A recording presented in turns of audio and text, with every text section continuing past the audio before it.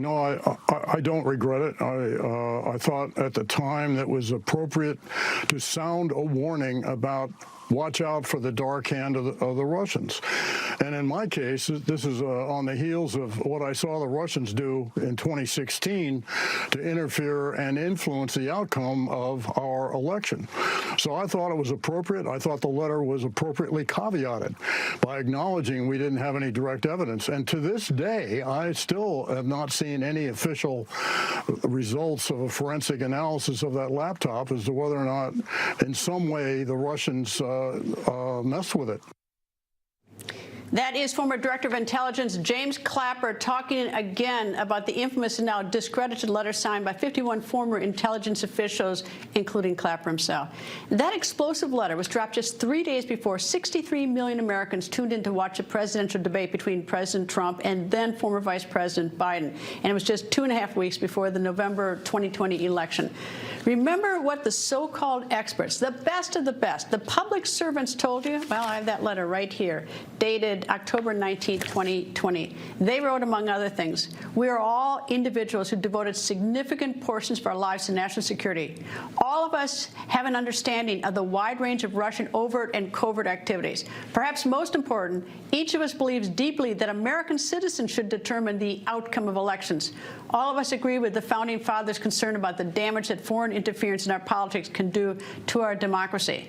Oh, there certainly was an interference, but frankly, in my opinion, it wasn't an outside job by the Russians, but an inside job by these 51, because they should all know better. Texas Senator, member of the Senate Intelligence Committee, member of the Senate Judiciary Committee, Senator John Cornyn joined me. You know, Senator, every time I look at this letter on essentially the eve of the election, you know, it just, you know, I almost go berserk, because either these 51 we're so grossly incompetent, and they're supposed to be the best of the best protecting us, and we can't have incompetent intel leaders, or they're deceitful.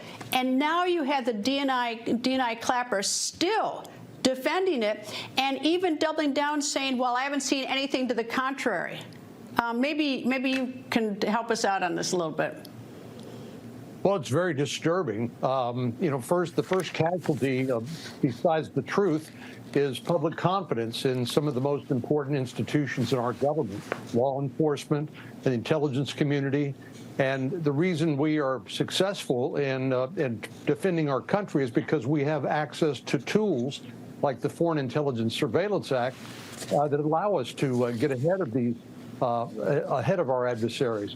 But you know, listening to Director Clapper, obviously the Russians are very good and very aggressive when it comes to propaganda, but these 51 former intelligence officials got played. They got manipulated, and for partisan political. Maybe they got played. Maybe they got played. Maybe they did this themselves. At least former CIA Director John Brennan has said that, you know, that he recognizes political. But that's when you say they got played, you're saying they are incompetent. If they did this deliberately, and according to Brennan it was political, then they're dirty. And that's a real problem, because they all 51, as far as I know, still have security clearances because no one has taken that away from them. Well, I agree that these are sophisticated people. They're supposed to know better, and either they got played or else they intentionally misled the American people and interfered in an election and maybe affected the outcome. So it's very serious, and we see this whether it's at the Central Intelligence Agency or the FBI or the Director of National Intelligence. We need sober, serious, nonpartisan people to lead these institutions, or we're going to undermine public confidence in them and jeopardize our national security. All right, just one last question on this. I won't beat a dead horse, but why do they still have security clearances?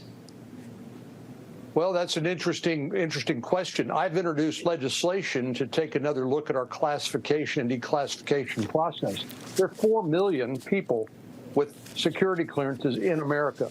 That's crazy. In a country of 330 million people, to have 4 million with security clearances, to have some level of access to classified information. So my legislation, it's bipartisan legislation, would change that and force these agencies to justify the number of security clearances rather than just hand them out like candy. because the reason why these people are on these shows is because people think they have some inside knowledge, and we shouldn't allow them to monetize their classification, their clearances. In April of this year, to switch to another topic, the New York Times had an article that there are 250,000 children who have come into this country in the last year alone. And there's a big question about whether they're in violation of child labor, or who knows what's happening to them. Texas is your state. You get a lot of those. Can you shed any light on what we're doing about these children? Well, I don't know what it's going to take to get the Biden administration's attention, but they have lost, in effect, these children. They don't know where they are, going to school, whether they're being fed, whether they're being recruited into gangs, trafficked for sex, or involuntary servitude. And 85,000 children who were attempted to be contacted 30 days after they were placed as sponsors, nobody answered the phone, and nobody followed up. Nobody did any wellness check to determine that they are okay. That, to me, is the biggest scandal related to the border crisis. Together, of course, with the 108,000 Americans who died of drug overdoses, we know that where the drugs are coming from, as well as the 5.5 million migrants that have come up to our border because of the welcome mat laid out by the Biden administration. So I don't know what it's going to take to get their attention, but if this doesn't, they simply don't care.